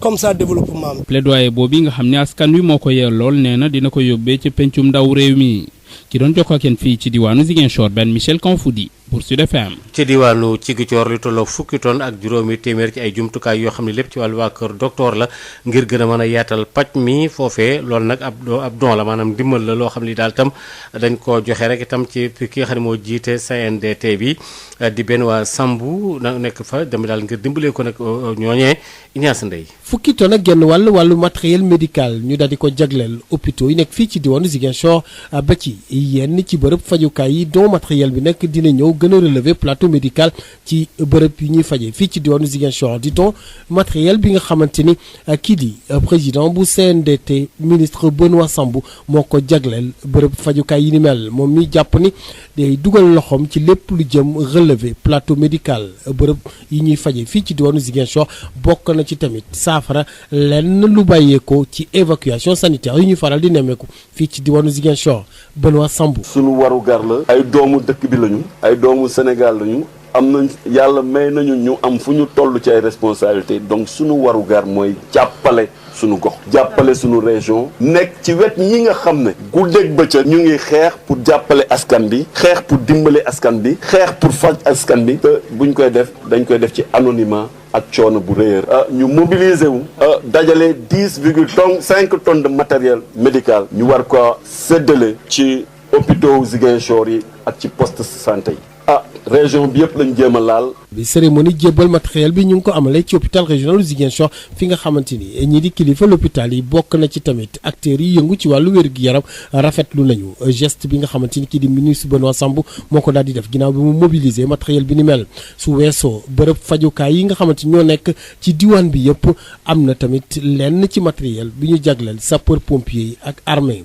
matériel bi nga xamante ni am na ci respirateur défibrillateur fauteuil roulant ak yeneen matériel yi nga xamante ni dina sukkali yenn ci bërëb fajukaay yi amoon ay jafe-jafe ci lu jëm ci wàllu jumtukaay yi Ziguinchor yi ñaas day fit Ignace ñu ngi lay jaajëfal bu baax a baax ñi nekk ci diwaanu Ziguinchor tey yëngu ci lépp loo xam ne aju na ci wàllu musique ak itam rek wàllu aada ak cosaan ak la ca aju yëpp daal ñoom nañu ministère de l'intérieur li nga xam ne jël nañu ko rawat nag ministre bi ngir daal rek wàññi seen ay liggéey daal metti na leen benn jànloog taskatu xabaar yi boo xam animateur de musiciens yi ñoom ñëpp daal nee ñu loolu ànduñu ci tey ànduñu ci ëllëg te naqari na leen lool Jean-Yves Bassène mi yoroon seen kàddu waxtaan ci ak benn Michel Kanfoudi. comme ni ñu ko defee si transport en commun yi exiger gars yi port du masque si banque yi ak yeneen si école yi mais nañ ko def si monde de la culture ku méngool ak yoon nag nii yoon dal sa kaw donc ñun dañu bëgg liggéey vraiment nan nu may ñi liggéey fii Ziguinchor d'autant plus que amul ay cas donc nan nu bàyyi ñi liggéey vraiment fan yi des mooy le 30 le 31 ak le 1er janvier parce que si loolu la ñu yaakaar vraiment pour dundal suñuy famille fay suñuy bor dundal suñuy njaboot donc vraiment loolu la ñuy ñaan gouverneur ak préfet bu Ziguinchor gannaaw aussi buñ ko ñaanee ministre de l'intérieur ak président Macky Sall waaw suñu bàyyiwul nag ñun dañu ne dañuy dem à la vitesse supérieure mooy maanaam fast track bi président Macky Sall di wax ñun tam dañuy fast track mooy maanaam comme que dañuy def conférence de presse pour attirer seen attention dinañ dem rencontre gouverneur ak préfet wax leen ni vraiment nañu jàppale ñun ñu liggéey Ziguinchor Casamance car macha allah vraiment kaa bëriwu fi bu ñu nangul nag ñun dañuy def sit-in voire sax def marche dem rond-point Jean-Paul II wala rond-point Aline Sitoé ba gouverneur dama mel ni gars yi dañu yàpp DJ dañu yàpp animateur te loolu policier laa koy wax vraiment force de l'ordre yi ñoo daaka dem baal donc tey jii nii bu ñu demee aussi di jël matériel DJ vraiment di ko sànni si biir oto bi di ko yàq DJ di dem si police di jéem a récupérer seen matériel boo xam ne ay millions lañ ko jëndee donc du dëgg du yoon donc Ziguinchor gouverneur ak commissaire dama di ñaan ñuy wax ak seen agent yi vraiment bu ñu ñëwee tas xew yi nañu bàyyi matériel DJ yi quoi. ci wàllu RTS ak tamit kii di Kalidou Kassé ci wàllu aar ba tey mu daal di rek fexe ba daal di patrimoine boobu la suñu moomeel boobule mu fexe daal ba am fànn xaralin boo xam ne bu ko defee ba def exposition bi day nekk loo xam ne lii lépp lu fa nekkoon démb ak barki démb nit ñi daañ ci mën a def ay niiruwaay Kalidou Kassé ci micro Amadou Moustapha Dieng. tey dañu def rencontre bi tuddee ko xarala muy thème exposition ndax li ñuy def ni tey musée bi ñu lancé surtout dans le cadre de la célébration des 40 ans. li nag concept boo xam ne Racine Talla en tant que DG. moo ma wóolu woo ma wax ma li mu bëgg ma articuler ko mooy ndax vision la mooy créer un musée kon artiste soo créer musée jàppale nga ko ci liggéeyam ndax ëllëg ak si biir teg nga ci loo xam ne ci luy def ci promotion ci li muy liggéey boobu mais mu am aussi xarala boo xam ne dafa am partie art plastique boo xam ne quelques 3 œuvres lañ ci def ensuite li ci def yëpp mu doon ay matériel audiovisuel yoo xam ne dañoo dem gëstu ko wër ko récupérer ko restaurer ko dugal ko ci biir mooy nagaraay caméra yu yàgg yi ndax biñ ñëwee sax ñoom dañoo jox une éducation maanaam benn pédagogie ci des mots de ce qu'ils utilisent moo tax tey ñun di def incursion ci loolu ndax du suñu domaine mais li ñu domaine mooy articuler musée bi ba nga xam ne dañ ko def objet de patrimoine te objet de patrimoine mooy li nga xam ne da nga koy jox une seconde vie mooy indi mu demoon bañ ñu sànni nañ ko wala dee na nga jël ko dundalaat ko tey mooy li teg lumière ci kawam dugal ko dans débat éclairer ko expliquer histoire am xam ne ay nit ñoo ko yoroon ñoo ci doon liggéey muy caméra di micro di nagara yi ay nit ñoo ci doon liggéey te nit ñooñu dafa amoon benn relation émotionnelle maanaam boo seen digganteem ak matériel boobu relation boobu nag lañ doon jëmee génne di ko partager ak population bi wane ne caméra bu ci nekk am na mission boo xam ne doxoon nañu te ci caméra yi nga gis ne am na ci yoo xam ne nee nañu moo filmé woon le premier festival mondial des arts nègres am na ci yoo xam ne dañ ñoo xamal ne caméra bi moom moo filmé campagne yu Macky Sall président Macky Sall caméra bi moo filmé nangam. day am histoire te loolu ko doon filmé dafa am relation ak caméra boobu kon baax na suñ koy présenté aussi mu am maanaam benn ce que je fais de cartel yi mu ko expliquer mais cartel yi ñu def aussi dañ ko def mu dem am ay QR code boo xam ne tey duñ fi nekk di jël di expliquer tout le temps mais soo jëlee sa appareil téléphone nga flashé cartel bi am nga ci QR code bi mu jox la toutes les informations bi nga soxla ci élément bi te loolu pour wane ne lënkale li ci cosaan ak li technologie tey. ci wàllu Covid bi xeex bi ñu koy xeex ñi nga xamee ne ñoom ñoo di defar dàll yi ñu duppe leen ay cordonnier te nekk fële ci Médina ñoom day daa mel ne dañ leen a fàtte ci jàppale gi ñu leen waroon a jàppale juróom-ñaari weer yàllaa ngi nii daanaka seenub liggéey doxul mu metti leen lool Omar Fam ci micro Aïssatou Gueye ba. li ko waral mooy lu ëpp tuuru parce que jamono ji dafa métti instant yi dañoo am benn jafe-jafe boo xamante ni secteur bi mu ngi koy dund te état bi souffrance boobu moom xamagul ko. léegi nag pour mu xam ko foog acteurs yi nga xamante ni ñoom la concerné mu toog ak ñoom pour xam secteur bi lan lay dund ci jafe-jafe ministre bi nag ñu ngi koy interpellé pour mu wàcc ci base bi wax ak acteurs yi parce que ñun mosuñoo délégué kenn ci benn ministère mu teewal fa waa Médina ne Médina moo ko yebal kon ñu koy def ñoon seen turu bopp la pour seen intérêt bopp mais Médina mosul délégué kenn. nee nga sonn ngeen léegi ci ban côté ngeen sonnee naka ngeen sonnee. sonn nañ parce que financement yi nga xamante ni tey moom la état bi digle ne dana ko jox artisans yi te ñun secteur informel lañ nekk suñ jaay si jënd ak jaay la si mooy améliorer suñ chiffre d'affaires mais instant yi frontières yi tëj na te nit ñi consommer local bi tax na ba nit ñi mënatuñu woon fexe ba am di ñuy jënd si biir réew mi li ñuy importer moo ëpp fuuf li ñuy liggéey si biir réew mi léegi bu ñu mënee limiter importation bi ñu fexe ba li ñuy liggéey mën a des mën a jot waa réew mi wan ko jëriñoo moo ñu gën a ñuy importer yeneen daal di ko boole ñun si biir marché bi. bu ngeen doon xayma ngeen doon perte tey koppar ngeen perte yéen artisans yi bu ñu ko doon xayma ci gàtt la toll. koppar yi moom à peu près mënuñu wax na tant perte mais ay milliers de pertes nañ ko si durant Covid bi parce que dañoo tëjoon si ni magasin mënuñoo loolu liggéey léegi loolu moo ñu permettre tey ñu toog amul lu ñu def dañoo am problème mu loyer parce que jafe-jafe yooyu moo ñu ko yóbbee dañoo bëgg état bi def sacrifice ndimbale ñi ku ñu mën a dégg. dañoo bëgg a dellu suñu place liggéeykaay te lii jafe-jafe bi bu ñu si mënee génn ci la ñu gën a mën a dellu suñuy liggéeykaay ñu ngi interpellé ministre bu bees artisanat pour mu ñëw wàcc si terrain bi wax ak base bi. li aju ci wàllu ndox mi fële ci Diogo ndox ma daal melokaan wi dafa doy waar lool ak waxi boori Daaru Xudus nekk ci département bu Tivaouane askan wa nag wane nañ seenu naqar lool Babacar Sow. ndox mu bon bi nga xamee ni moom la askan wi di jëfandikoo ca Diogo ak li ko wër di gox-goxaan yi nga xamee ni ñi ngi nekk ci dëkkub Daaru Xudus département bu Tivaouane neexul leen benn yoon doxub ñaxtu bi nga xamee ni askan wi ñi ngi ko doon def ngir ñu jëlaat leen ci liggéeykat yi ñu dàq ci GCO Grande Côte Opération taxoon na kat ba askan woowee di jëfandikoo ndox moomee nekk ca Diogo Kër Matëgg àndal 1 àndal 2 ak li ko wër mer ba fut di wonek seenuk naqar di ndox moo xam ne bii dafa xonq cooy moom la ñuy naan ba tax sax ñuy ñaan askan wi rawatina jigéen ñi ñu soobu bu baax a baax ci xeex bi nga xamee ni njariñu askan wi la. li ñuy xeex kat du ñuy dong lañ koy xeexal de population bi yëpp ndax Diogo ngi nii ndox mu xonq mi li ne ñun yëpp nañ ko loolu yëpp ñun turati ci la bokk ci ñaxtu bi ndax Diogo waratu la am ndox mu xonq te MDL ne fi loolu mooy dëgg jigéen ñi dugg leen ci biir nit ñi ngeen ñëw ñu jooyandoo lii ñuy jooy ndax ëllëg a tax ñun dong moomu nu ko ni ko moom mooy askanu Diogo Daaru Xuddoos ba Mboro ñoom ñoo ko moom ñii dañ noo jàpp di nu noot boogee lañ bëgg a dindi nanu bàyyi nooteel gi. loolee tax na sax ba ñoom ñooñee ñuy duut baaraam GCO ba tax sax ñuy sànni yuux jëmale ko ci njiitu réew mi mu àddu ci lu ni mel. na fi jóg loolu na fi deñ na fi jóg na fi deñ na fi jóg na fi deñ na fi jóg kon gaa ñi tey bu dara sedd yéen waa Diogo yi jóg leen ngeen topp ci mbooloo mi ngeen ñëw ñu dem ba Kër Matëgg bu ñu demee Kër Matëgg daal di fay taxaw ñun juree di ñu yóbbante ko président de la république jotti képp ku ci war a jot ci ñun waaye duñu ay yoon. Tivaouane Babacar Sow dañ ci jóg ak yéen fii ci Kër Matëgg pour Sud FM.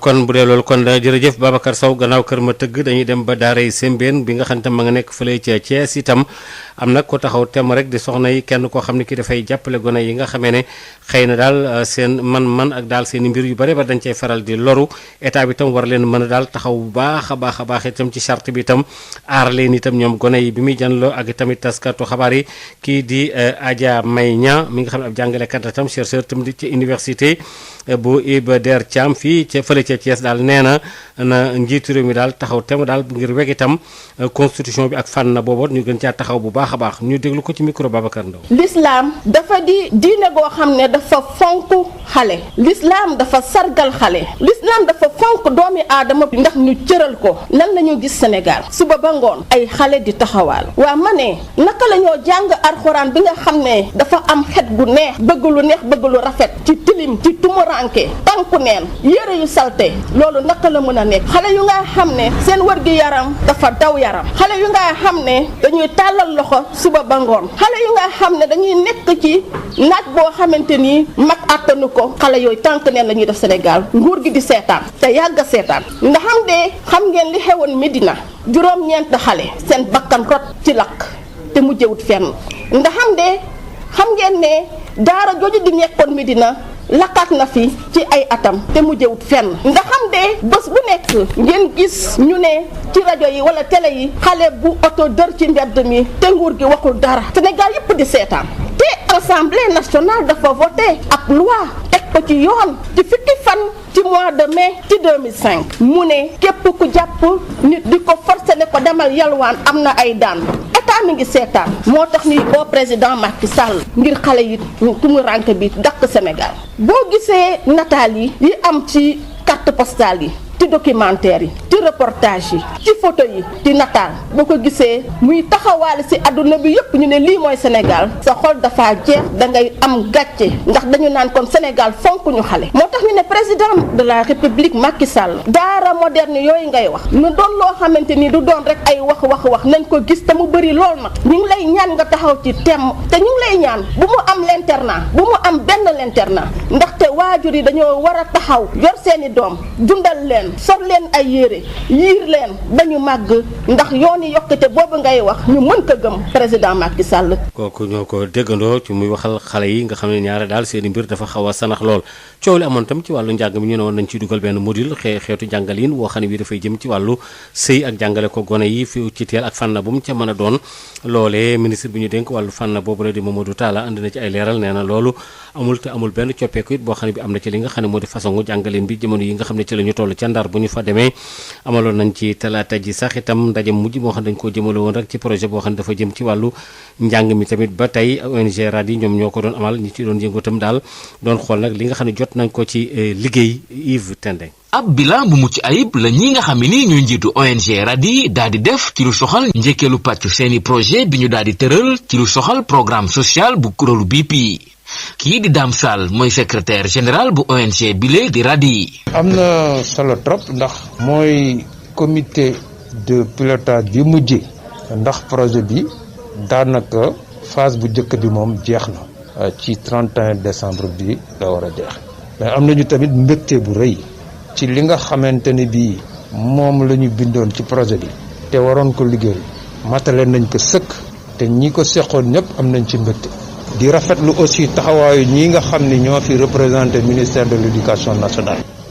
ñu ngi am yaakaar nag àndaat ak ñoom soobu wat ci beneen liggéey pour mën a def beneen projet. jàngat bu ni melit la kii di Cheikh Yaba Diop di inspecteur bu éducation ak formation bu Saint-Louis commune daal di def ci xayma ci bile projet te muy rafetlu la mu leen jural ci lu soxal sokkaliku njàng mi ak jàngale bi ci diwaan gi. jéego yi ñu si def jéego yu am solo la parce que tamit projet bi li ko yitaloon mooy mu yokku li mu ñuy nekk ci école yi di jàng muy préscolaire élémentaire ak moyen mais en même temps aussi fexe ba xar kanamu école yu Guet Ndar xar kanamu école Langue de Barbarie ak Gandiol changé ñu fexe ba am ay classes yu fonctionnelles am aussi ay table-bancs yu doy am équipement yu doy am matériel pédagogique ak didactique. kii di inspectrice bu éducation ak formation bu Saint-Louis département di Ndeye Selbe Badiane moom it rafetul na ko te muy xamle ne daañu woyal lëkkaloo bi ci seen i digganteeg waa projet bi lee. projet bi ñëw na réfectionné defar ay salle de classe ñëw defar également ay toilettes te xam nañu école koy wax toilette da war a baax waaye ñëw tam pour former suñu ay directeur d'école former suñu jàngalekat. ki doon jokkoo ak yéen fii ci Saint-Louis Yves Tendeng Sud FM. Yves Tendeng jërëjëf ñaar fukki minute ak ñett jërëjëf Fapalaay moo softalu ci juróom-ñetti waxtu soxna Maria foofu la ñu daal di taxaw. jërëjëf Aj Maodo Faye ana waa Njàmbur. waa njàmbur ña nga fa ñu ngi sant yàlla bu baax a baax. di jàpp seen njàmbur rek. ak waa waajur. ak waa waajur ne li ñu koy wax nee naa ko waa njàmbur daal dañoo jàpp seen njàmbur rek ñoom ak waa waajur xam naa ñoo bokk benn maam. ayca 46 minutes moo tegu ci li nga xam ne moo di juróom-ñetti waxtu dañuy ànd rek ak Josette Kale mu indil ñu li nga xam ne rek moo di info santé. Yotox anti-moustique mooy aar mag ak ndaw ci bépp matu-matu yoo am na booy piis ci rido yére ak moustiquaire ak booy diw ci yaram. Val d'Afrique moo leen di may seen journal de la santé. dal leen jàmm fii ci Sénégal lu ëpp téeméer goo jël ñaar fukk ak juróom-ñeent yi ci population bi daanaka ñoom hypertension artérielle sonal na leen loolee moo ruusee ci ab njàngat boo xamante ni bët xët moo ko def. ñu xamle ni lekk gu bon gi bokk na ci li koy gën a joxe fii ci réew mi ñu teewlu ci loolee docteur Joseph Barbosa di administrateur bu projet Bete Xët. boo gisee hypertension artérielle bëri fii léegi maanaam dañu soppali suñu nu ñuy dundee suñu lekk dafa soppali léegi ay fast food la ñuy lekk ay repas rapide la ñuy lekk bu njëkk booy dem da ngay dox léegi booy dem liggéey booy dem fenn da ngay jël taxi ci facteur yoo xam ne day tax nit ki mën a am hypertension artérielle gis nañ ne également nit ñi dañuy xaw a jëfandikoo cigarette moom baaxul jëfandikoo également sangara aussi vraiment mën nañ ko éviter mais également il y a beaucoup d'autres facteurs boo xam ne il faut vraiment ñuy lekk ay légumes yu bëri ñuy lekk ay fruits yu bëri parce que malheureusement ñun suñu da ngay gis ñu togg ceeb waaye ceeb bi légumes yi duñ ko lekk alors que lu baax li yëpp mu ngi ci légumes bi loolu yëpp l'ensemble des facteurs la yoo xam ne boo ko defee mën na favoriser vraiment ay feebar comme on dit feebar hypertension artérielle ay feebar ak diabète ak yooyu. faire une activité physique maanaam yëngal sa yaram bi dañu ne ñetti yoon wala ñeenti yoon ci semaine bi boo mënee entre 30 et 45 minutes di def activité physique waxuñu sport automatiquement mën nga def marche pendant 30 à 45 minutes loolu baax na pour gën a tax sa xol bi mën a dox bu baax. complications yi ñëpp xam nañ ko population bi defoon nañu benn enquête population yi ñooñu gën a xam luy accident vasculaire cérébral ku am hypertension artérielle boo caaxaane sa hypertension artérielle ragal naa ne accident vasculaire cérébral mën na la dab ku am hypertension artérielle boo ko caaxaane ragal naa ne lu ñuy wax crise cardiaque mën na la dal problème rognon mën na la dal problème sidit mën na la dal problème bët mën na la dal donc foog ñu gën a fagaru ci xeex hypertension artérielle ak complications yi. Sénégal dañu def benn étude bu xayma ñaata nit ñoo am hypertension artérielle Sénégal dañu ne boo jëlee 100 personnes 29,8% dañu am hypertension. jaajëfal naa leen ci déglu bi fii lañ koy yemale ba ëllëg ci beneen numéro info santé. Yotox anti-moustique mooy aar mag ak ndaw ci bépp matu-matu yoo am na booy piis ci rido yére ak moustiquaire ak booy diw ci yaram. Val d'Afrique moo leen doon may seen journal de la santé.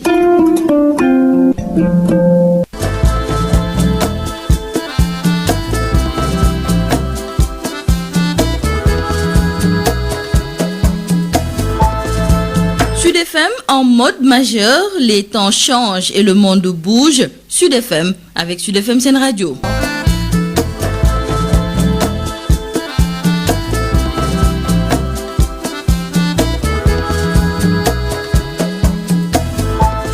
Merci beaucoup à Pape Abdoulaye Dieye qui a assuré la mise en onde de ce Sud Matin. Merci à vous qui nous receviez depuis ce matin. On était ensemble depuis 6h30 et vous suiviez nos programmes sur la 98.5 Sud FM Sen Radio en synchro avec toutes nos stations régionales. Merci à toute la rédaction qui reviendra à 9h pour un bref survol de l'actualité. Merci de nous avoir reçus. Maria Rebez, j'étais devant ce micro. Ça a été un plaisir de vous servir. Je vous donne rendez-vous demain, mais en attendant, je vous souhaite une bonne et heureuse année 2021.